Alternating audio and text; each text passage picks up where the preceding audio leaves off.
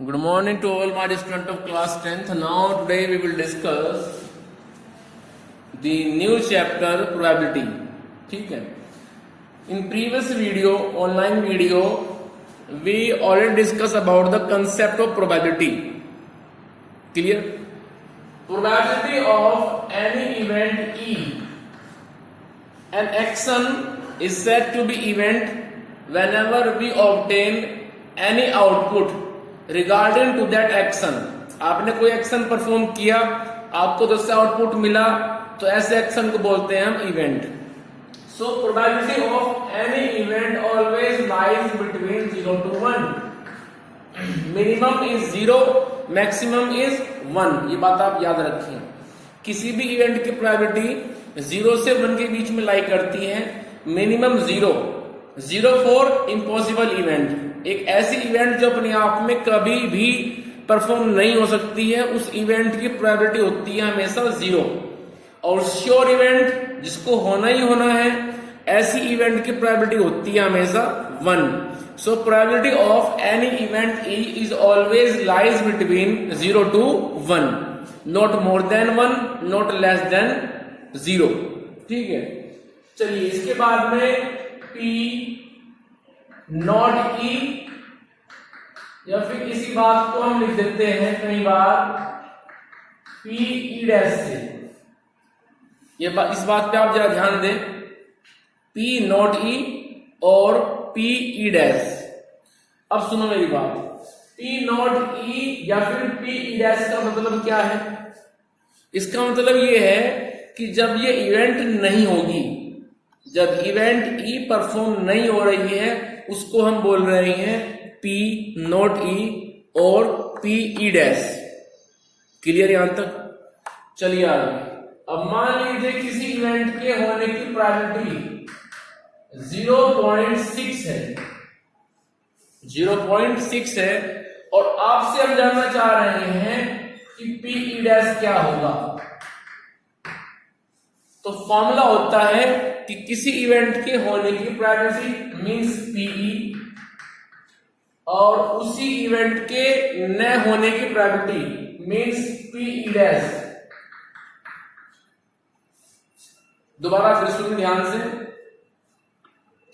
किसी इवेंट के होने की प्रोबेबिलिटी मींस PE, और किसी इवेंट के न होने की probability means PE dash.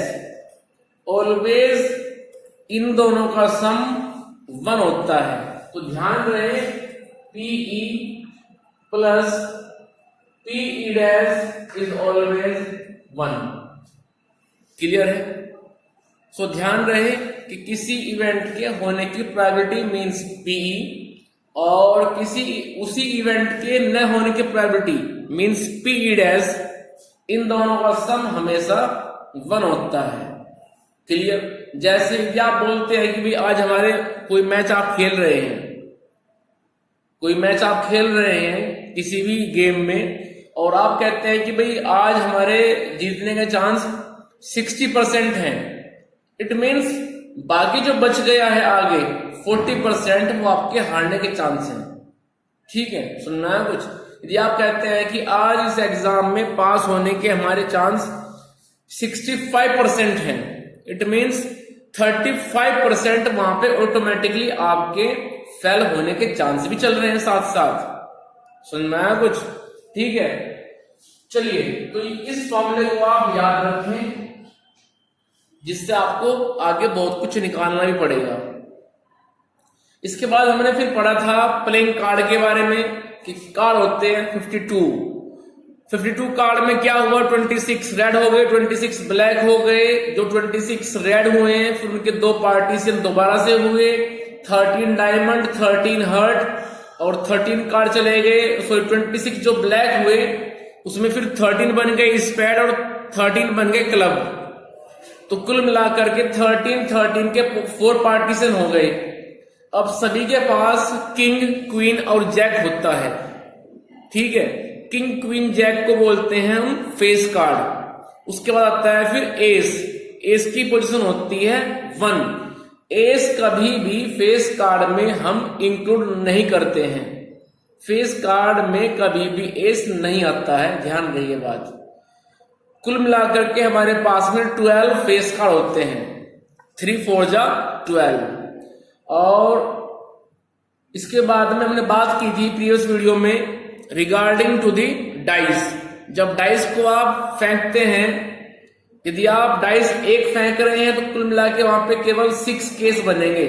Sample space will contain only 6 cases, but whenever you are throwing 2 dice simultaneously, यदि आप एक साथ 2 डाइस फेंकते हैं तो केस बनेंगे 6 6 जा 36। जैसे 1 1 1 2 1 3 1 4 1 5 1 6, फिर 2 1 2 2 2 3 2 4 2 5 2 6, फिर 3 1 3 2 3 3 3 4 3 5 3 6, इस तरह से। But whenever you are throwing 3 dice, जब आप 3 डाइस एक साथ फेंकते हैं तो केस बनेंगे 6 इंटू 6 इंटू 6 मीन्स 216 केसेस। जैसे 1 1 1 1 1 2, इस तरह से। क्लियर, समझ में आया कुछ? तो इस तरह से आप याद रखें। यहां मैंने एक वर्ड यूज किया है सैंपल स्पेस। ये वर्ड अपने आप में क्या है, इसका क्या मीनिंग है, जरा वो सुन लीजिए। जब भी आप कोई इवेंट परफॉर्म करते हैं तो वहां पे जो रिजल्ट आ सकता है, यदि आप एग्जाम दे रहे हैं तो पास और फेल, यदि आप स्विच को ऑन ऑफ कर रहे हो तो ऑन और ऑफ, यदि आप आंसर दे रहे हो ट्रू और फॉल्स में तो ट्रू और फॉल्स, आंसर दे रहे हैं यस और नो में तो यस और नो। तो किसी भी क्वेश्चन के रिगार्डिंग, किसी भी इवेंट के रिगार्डिंग, किसी भी सिचुएशन के रिगार्डिंग जो पॉसिबल केस आ सकते हैं, उन सभी पॉसिबल केसेस को हम सैंपल स्पेस के अंदर लिख देते हैं। जैसे यदि आप कॉइन को टॉस करेंगे, there are only 2 possible cases, इधर हेड और टेल, तो हम यहां पे लिख देंगे H, T। ठीक है, if you are tossing 2 times then total number of case will be 4। हो सकता है कि दोनों कोइन के पास में HH आ जाए, HT आ जाए, TH आ जाए, TT आ जाए, तो हम इन चारों केसेस को लिख देंगे सैंपल स्पेस के अंदर।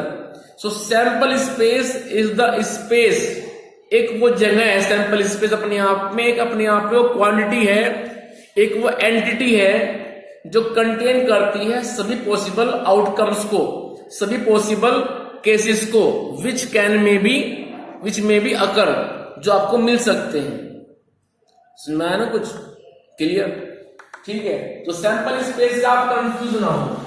किसी भी इवेंट के रिगार्डिंग जो पॉसिबल केस बन सकते हैं, उन पॉसिबल केसेस को हम सैंपल स्पेस के अंदर लिख देते हैं। ठीक है, चलिए तो अब आइए फटाफट एक्सरसाइज 15.1। एक्सरसाइज 15.1 में आप क्वेश्चन नंबर 1 और क्वेश्चन नंबर 2 ये आप खुद कर लेंगे। ये फिल इन द ब्लैंक्स है और ट्रू फॉल्स है, और ये मैं आपको बता चुका हूं सारा। ठीक है, हम सीधा चलते हैं क्वेश्चन नंबर 3 पर। क्वेश्चन नंबर 3 में कह रहे हैं, देखो यहां पे एक जिक्र हुआ है, क्वेश्चन नंबर 2 में एक वर्ड आया है इक्वली लाइकली आउटकम्स। इस वर्ड का मतलब क्या है? आपने कई बार देखा होगा कुछ गेम फेयर नहीं हो पाते हैं, वहां पे पार्शियलिटी होती है, तो जिधर पार्शियलिटी होती है उसको हम इक्वली लाइकली आउटकम्स नहीं बोलते हैं।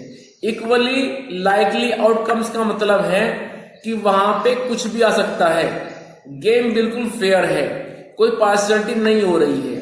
तो ये जो वर्ड है इसका मतलब हुआ कि गेम बिल्कुल फेयर है, कोई पार्शियलिटी नहीं है, जो भी आउटकम्स आएगा, जो भी रिजल्ट आएगा वो बिल्कुल अपने आप में सही आएगा, गलत नहीं आएगा। क्वेश्चन नंबर 3 में कह रहे हैं why is choosing a coin considered to be a fair way of deciding which team should get the ball at the beginning of a football game. वो कह रहे हैं कि जब हम गेम की शुरुआत करते हैं तो हम किसी भी कॉइन को एज अ फेयर इवेंट मान करके उछालते हैं और गेम की शुरुआत करते हैं। तो ऐसा क्यों है? अब सुनो, ऐसा इसलिए है क्योंकि जो हम कॉइन उछालते हैं वो अपने आप में इक्वली लाइकली आउटकम्स का एक एग्जाम्पल है। क्लियर? कॉइन के पास केवल दो ही फेस हैं, हेड और टेल। ठीक है, तो यहां पे 1/2 हेड आने के चांस भी 1/2 है, टेल आने के चांस भी 1/2 है। ठीक है, क्योंकि यहां पे केवल दो ही इवेंट आ सकती हैं, दो ही आउटकम्स आ सकती हैं, हेड और tail, and probability of getting of head और tail both are equal 1/2. So this is the main reason that we have to toss a coin before starting any game. Clear? आप लिख देंगे कि भाई coin पर head और tell होता है, दोनों के आने की प्रोबेबिलिटी 1/2 होती है, और गेम बिल्कुल फेयर हो इसलिए हम कॉइन को टॉस करते हैं, जिसमें कोई भी टीम ये नहीं कह सकती कि भाई पार्शियलिटी हुई है, हमने ये मांगा था हमको वो नहीं मिला, या फिर दूसरे को ये मिल गया। ठीक है, चलिए अब आते हैं क्वेश्चन नंबर 4 पर। क्वेश्चन नंबर 4 में कह रहे हैं which of the following can not be a probability of any event. जरा ध्यान से देखिए आप बुक में नीचे हमें 4 ऑप्शन दिए हुए हैं क्वेश्चन नंबर 4 में, ABCD। जो A है वो अपने आप में 2/3 है। 2/3 को आप सोल्व करोगे तो 0.6 समथिंग आएगा। सो ये किसी इवेंट की प्रोबेबिलिटी है। बी पार्ट में आओ, -1.5। इसमें दो गलतियां हैं, एक तो ये माइनस में है, दूसरा ये 1.5 है। मैंने आपको ध्यान से देखिए बोर्ड पर सबसे ऊपर मैंने यहां पे लिखा हुआ है probability of any event E lies between 0 to 1। किसी भी इवेंट की प्रोबेबिलिटी हमेशा 0 से 1 के बीच में होती है। 1 से ज्यादा नहीं होगी, 0 से कम नहीं होगी, कभी माइनस में नहीं होगी। ठीक है, तो बी तो इसका आंसर गलत है, तो किसी इवेंट की प्रोबेबिलिटी हो ही नहीं सकता। सी 15% को आप सोल्व कीजिए तो आएगा 15/100। 15/100 को आप जब सोल्व करेंगे, इसको आप सोल्व कर लीजिए तो ये आ जाएगा 0.15। तो ये अपने आप में सही है, सी सही है। डी 0.7 भी सही है क्योंकि 0.7 लाइज बिटवीन 0 to 1। सो यहां पे क्वेश्चन नंबर 4 में केवल बी ऑप्शन गलत है, बाकी 3 सही है। इसके बाद आइए क्वेश्चन नंबर 5। क्वेश्चन नंबर 5 में आपको PE दिया हुआ है and P is 0.05 and we want to find out the value of PE dash by using this formula। इस फॉर्मूले के अंदर दो क्वांटिटी हैं, दो फिजिकल क्वांटिटी हैं, एक तो PE एंड PE डैश। हमें PE पता है, PE डैश फाइंड करना है, तो इस फॉर्मूले में पुट कर दीजिए values and find the required value of PE dash. So formula is PE plus P not E means PE dash equals to 1. So 0.05 plus PE dash equals to 1. This implies PE dash equals to 1 minus 0.05. So answer आ गया मेरे पास में 0.095। चलिए आगे चलते हैं question number 6। Question number 6 में कह रहे हैं कि उनके पास में एक बैग है जिसके अंदर केवल लेमन फ्लेवर कैंडीज हैं। ठीक है, कोई और फ्लेवर नहीं है, ओनली लेमन फ्लेवर कैंडी। उसके बाद में Malini takes out 1 candy without looking into bag. अब मालिनी ने क्या किया, मालिनी ने बैग के अंदर देखे बिना ही उसके अंदर हाथ डाला बैग के अंदर, ठीक है, और उसके अंदर से एक कैंडी उसने निकाल ली। चलिए आगे व्हाट इज द प्रोबेबिलिटी। अब इस बात के चांस कितने हैं that she takes out an orange flavour candy. First में है एन ऑरेंज फ्लेवर कैंडी और second a lemon flavoured candy, ये आपको बताना है। अब सुनो ध्यान से, बैग के अंदर क्या था, ओनली लेमन फ्लेवर कैंडीज, और हमसे क्या पूछ रहे हैं, हमसे कह रहे हैं कि बताओ probability of orange flavour candy कितना होगा, 0 होगा, क्योंकि जब बैग के अंदर लेमन फ्लेवर कैंडीज हैं तो वहां से ऑरेंज फ्लेवर कैंडीज आप कैसे निकाल सकते हो, बताइए, आप नहीं निकाल सकते ना, जब वो वहां पे है ही नहीं। भाई कोई bag full of white balls है और आप ब्लैक बॉल वहां से निकालने की बात कर रहे हैं, how it is possible, because bag contain only white ball and you want to taking out from that bag black ball, so how it is possible, it is totally impossible event, and you know that the probability of any impossible event is always 0। तो आप क्या करेंगे, आप first में लिखेंगे it is impossible event because in bag we have only lemon flavor candies, so probability of orange flavour candies equals to 0। आपका एक line में सीधा आंसर आ जाएगा। Second, a lemon flavour candies. अब देखो बैग के अंदर क्या है, लेमन फ्लेवर कैंडीज है, और आप क्या निकालना चाह रहे हो, आप लेमन फ्लेवर कैंडीज निकालना चाह रहे हो। मान लीजिए उस बैग के अंदर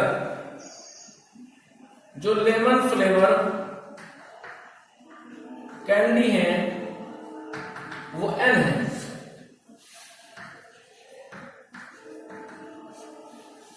ठीक है, ये करा रहा हूं सेकंड पार्ट। मान लीजिए उसके अंदर लेमन फ्लेवर कैंडीज N है, अब क्या निकालना है, probability of lemon flavour candy. Formula याद करो, फॉर्मूला क्या था, total number of favourable outcomes upon total number of possible outcomes. आपको उन सब में से कौन सपोर्ट कर रहा है वो ऊपर आएगा, अपॉन टोटल नीचे आएगा, ठीक है। आपको 15 में से 2 सपोर्ट कर रहे हैं, सो 2/15, लेकिन यहां पे तो केस उल्टा है, उस बैग के अंदर तो लेमन फ्लेवर कैंडीज ही हैं और वो आपको निकालनी है, तो वो तो सारी सपोर्ट करेंगे आपको, सारी की सारी सपोर्ट करेंगे आपको, ठीक है, क्योंकि आप उसमें से जब निकालोगे तो आपके जीतने के चांस तो वहां पे पूरे पूरे अपने आप में 100% हैं। इट मीन्स N/N, सो 1, ठीक है। सो probability of getting a lemon flavour candies from that bag is 1।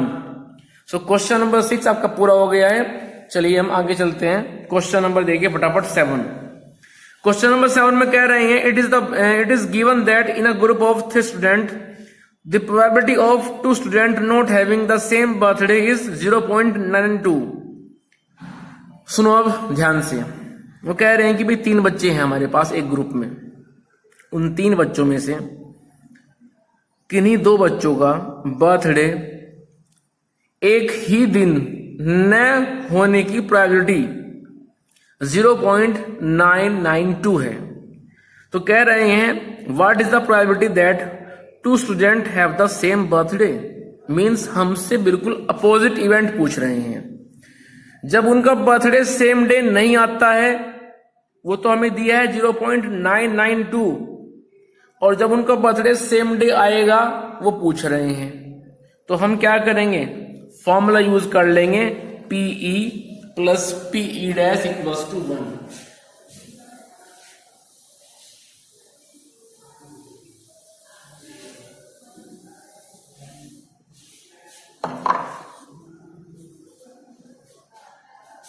Let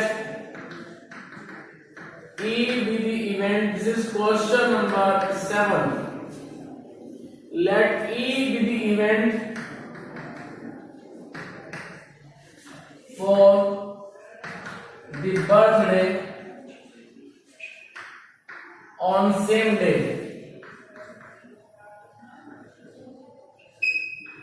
On same day of that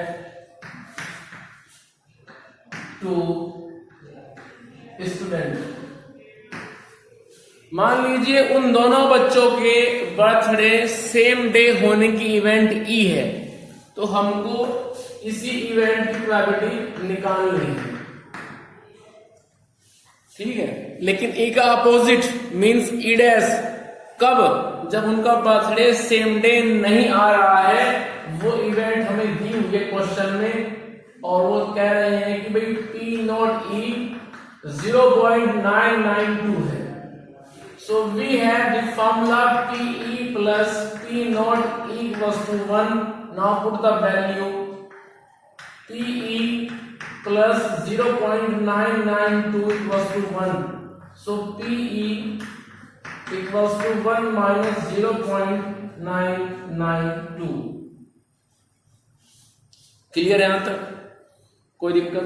चलिए इसके बाद में सो PE इक्वल्स टू, इसको 1 में से माइनस कीजिए आप, क्या आ जाएगा 0.008। क्लियर? और यही आपका आंसर है। चलिए आगे, इसके बाद क्वेश्चन नंबर देखिए आप फटाफट 8। अब मेरी बात सुनते रहिए, क्योंकि अब कुछ क्वेश्चन ऐसे हैं आपको मैं बताता रहूंगा, आप बस मेरी बात सुनते रहे फटाफट, क्योंकि हमें सिलेबस भी चलाना है आगे। क्वेश्चन नंबर 8 में कह रहे हैं अ bag contain 3 red ball 5 black ball, तो कुल मिला के बॉल कितनी हो गई 8, 3 5 इक्वल्स टू 8, ठीक है। 3 + 5 इक्वल्स टू 8, सॉरी हाँ 8 बॉल हो गई। उसके बाद चलिए आगे, a ball is drawn at random, अचानक से उस बॉल में से हम उस बैग में से हम एक बॉल निकाल रहे हैं, सडनली विदाउट एनी फिक्सिंग हम बैग में से एक बॉल निकाल रहे हैं। तो कह रहे हैं कि उस बॉल के आने की प्रोबेबिलिटी बताओ जो अपने आप में रेड है फर्स्ट पार्ट और रेड नहीं है सेकंड पार्ट। चलिए हम पहले बात करते हैं फर्स्ट पार्ट की, for red. So probability of red ball, probability of getting a red ball equals to, पहले देखिए कि जो बैग में आपके पास में 8 बॉल हैं उनमें से रेड कितनी है, क्योंकि आप रेड चाह रहे हैं, आप रेड की बात कर रहे हैं, वो हमारे पास में है 3 out of 8। So probability of getting a red ball equals to 3/8, ये आपका आंसर है। उसके बाद में कह रहे हैं नॉट रेड, तो जब आप रेड नहीं चाह रहे हैं तो रेड को हटा दीजिए, तो कितना बचा हमारे पास में, हमारे पास बची 5 बॉल, कितने में से 8 में से 5 बॉल कौन सी बची हमारे पास में, ब्लैक। भाई जब आप रेड नहीं चाह रहे हैं इट मीन्स आप ब्लैक की तो बात कर रहे हैं, क्योंकि वहां पे 2 ही आदमी हैं, रेड और black. So probability of getting not red ball equals to 5/8, ये आपका आंसर बनेगा। चलिए क्वेश्चन नंबर 9, क्वेश्चन नंबर 9 देखो सेम ऐसे ही है, वहां पे मार्बल्स हैं रेड व्हाइट और ग्रीन, ये आप कर लेंगे क्वेश्चन। इसके बाद आइए क्वेश्चन नंबर 10 पे। क्वेश्चन नंबर 10 में बात कर रहे हैं वो पेज नंबर 309, अ पिग्गी बैंक। एक बच्चे का, घर पे आपने देखा होगा घर पे बच्चों के अपने अपने बैंक होते हैं, कुछ मिट्टी के होते हैं कुछ स्टील के होते हैं, अच्छे अच्छे बैंक होते हैं जिनमें वो अपना मनी, अपना पॉकेट मनी कलेक्ट करते हैं। चलिए तो वो कह रहे हैं कि एक बच्चे का अपने आप में एक पिग्गी बैंक है और उसमें कुछ कॉइन्स हैं, कुछ कॉइन 50 पैसे के हैं, कुछ 1 रुपीज के हैं, कुछ 2 रुपीज के हैं, कुछ 5 रुपीज के हैं, ऐसा वो कह रहे हैं। तो भाई वहां पे कुल मिलाकर के 50 पैसे के कॉइन है 100, 1 रुपीज के कॉइन है 50, 2 रुपीज के कॉइन है 20 और 5 रुपीज के कॉइन है 10, ऐसा वो कह रहे हैं। अब उन्होंने क्या किया, उसको उल्टा कर दिया, उल्टा करके उसमें से वो पैसे निकाल रहे हैं। तो बाद में आपसे पूछ रहे हैं कि इस बात की प्रोबेबिलिटी कितनी है कि कॉइन विल बी अ 50 पैसा coin and will not be a ₹5 coin. तो मैं फर्स्ट पार्ट की बात कर रहा हूं, क्योंकि हमें चाहिए 50 पैसे वाला कॉइन, हम उसी की बात कर रहे हैं। तो सबसे पहले तो आप क्या करेंगे, टोटल नंबर ऑफ कॉइन्स निकाल लीजिए कि उस बैंक के अंदर कुल मिलाकर के कॉइन्स कितने हैं, 100 + 50 + 20 + 10। तो इस तरह से आप उस बैंक के सभी नंबर ऑफ कॉइन्स को निकाल लीजिए। तो तो भाई कुल मिला के सबसे पहले तो आप उस बैंक के नंबर ऑफ कॉइन्स निकाल लेंगे, तो वो आ जाएंगे 100 प्लस 50 प्लस 20 प्लस 10, इन सबको आप ऐड कर लीजिए। This is the total number of quantity of coins. उसके बाद जब आपको फर्स्ट पार्ट में निकालना है प्रोबेबिलिटी 50 पैसे के कॉइन के रिगार्डिंग, तो आप लिखेंगे प्रोबेबिलिटी ऑफ गेटिंग अ 50 पैसा coin equals to favourable outcomes upon total number of possible outcomes equals to 50 पैसे के हमारे पास में कितने कॉइन हैं जो हमको सपोर्ट करेंगे, तो वो हमारे पास में है 100। ठीक, तो 100 को डिवाइड कर दीजिए आप टोटल नंबर ऑफ क्वांटिटी से, जितने भी हमारे पास कॉइन आए थे उनसे डिवाइड कर देना, आपका आंसर आ जाएगा। उसके बाद कह रहे हैं will not be a ₹5 coin. जो कॉइन आप निकालें वो 5 रुपीज का नहीं होना चाहिए, तो कोई बात नहीं, 5 रुपीज के कॉइन को छोड़ करके बाकी जितने भी कॉइन्स हैं उन सबको आप ऐड कर लेंगे, और जो भी आंसर आएगा उसको डिवाइड कर देंगे आप टोटल नंबर ऑफ कॉइन्स से। क्लियर? दोबारा फिर सुन लीजिए, 5 रुपीज के जो कॉइन हैं वो 10 हैं, तो 10 को छोड़ दीजिए, बाकी जो बचता है 100 प्लस 50 प्लस 20, तो ये आ जाएगा 170। तो 170 को आप डिवाइड कर देंगे 180 से, इट मीन्स 17/18 सेकेंड पार्ट का आंसर आ जाएगा।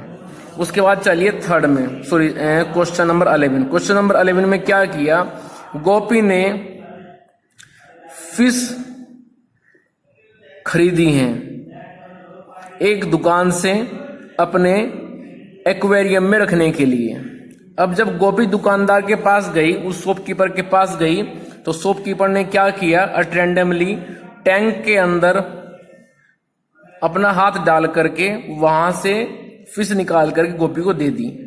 ठीक है, पूरा क्वेश्चन को, Gopi buys a fish from a shop for his aquarium. The shopkeeper takes out 1 fish at random from tank containing 5 male fish, 8 female fish. What is the probability that fish taken out is a male fish? समझ में आया ना question? आपको question क्या कह रहा है, गोपी एक दुकानदार के पास गई, एक शॉपकीपर के पास गई, और उसने वहां पे जाके उसको बोला कि भाई please give me a fish for my aquarium. ठीक है, तो उस शॉपकीपर ने क्या किया, टैंक के अंदर हाथ डाला और वहां से एक फिश निकाल के गोपी को दे दी।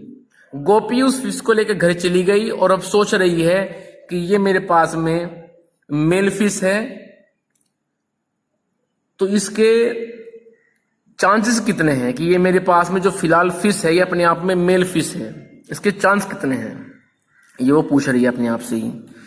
तो कुल मिलाकर के हमारे पास में 5 मेल फिश थी उस टैंक में, जहां से उस शॉपकीपर ने निकाल के गोपी को दी हैं, और 8 फीमेल फिश थी। So total number of fish equals to 5 plus 8 means 13, और हमें किसकी निकालनी है प्रोबेबिलिटी, मेल फिश के regarding. So probability of a male fish equals to 5/13, क्योंकि 5 फेवरेबल आउटकम्स हैं, 5 फीमेल फिश है वहां पे, सॉरी मेल फिश हैं। So probability of getting a male fish equals to 5/13। Now question number 12। Question number 12 में आप ध्यान से देखिए, बराबर में एक फिगर बनी हुई है, एक सर्कल बना हुआ है, और इस सर्कल में एक एरो बना हुआ है। ऐसा आपने देखा होगा मूवीज में, जो गैम्बलर होते हैं, जो लोग जुआ खेलते हैं, सट्टा लगाते हैं, आपने देखा होगा मूवीज वगैरह में, ये अपने आप में होता है एक स्पाइनिंग एरो। ये एक ऐसा चक्र होता है जो घूमता रहता है, और इसमें एक एरो फिक्स कर दिया जाता है। वो चक्र जब घूमता रहेगा, वो चक्र घूमते घूमते लास्ट में कहीं ना कहीं तो रुकेगा। तो एरो के सामने जिसका नंबर आएगा वो जीत जाएगा, और जिसका नहीं आएगा वो हार जाएगा। ठीक है, ऐसा गैम्बलिंग में होता है। तो वो कह रहे हैं, यहां पे सुनो ध्यान से, कि भाई इस स्पाइनिंग एरो के स्पाइनिंग पे 1 से लेकर के 8 तक नंबर लिख दिए गए हैं। तो कह रहे हैं कि भाई एरो के सामने आएगा 8, इस बात के चांस कितने हैं। एरो के सामने आएगा ऑड नंबर, इस बात के चांस कितने हैं। एरो के सामने आएगा नंबर ग्रेटर देन 2, इस बात के चांस कितने हैं। एरो के सामने आएगा अ नंबर लेस देन 9, इस बात के चांस कितने हैं। Chance means probability.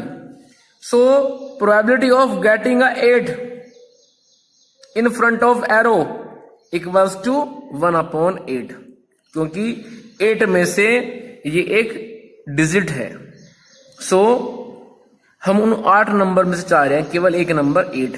So 1/8 will be the probability of getting a 8 in front of arrow. चलिए, probability of getting an odd number in front of arrow, इसके लिए आप पहले काउंट करो कि 1 से लेकर के 8 तक इसमें कितने ऑड नंबर हैं। यहां पे odd number 1, 3, 5, 7। So we have these 4 odd number. So probability of getting an odd number equals to 4/8. It means 1/2 means 0.5 is your answer. Third part, a number greater than 2. Arrow के सामने 2 से बड़ा number आने के chance कितने हैं? तो सबसे पहले तो आप उन नंबर्स को काउंट कर लीजिए जो 2 से ज्यादा है, means 3 to 8. So these are 6.